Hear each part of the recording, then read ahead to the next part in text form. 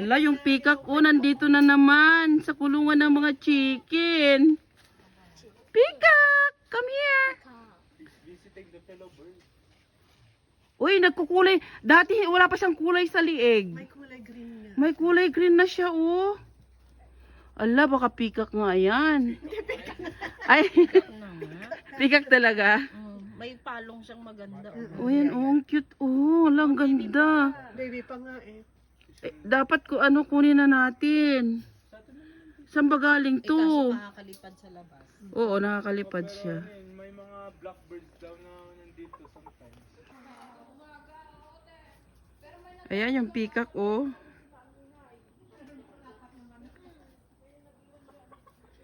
Pumunta sa kulungan ng mga chicken. Saan ka dito galing? Nice.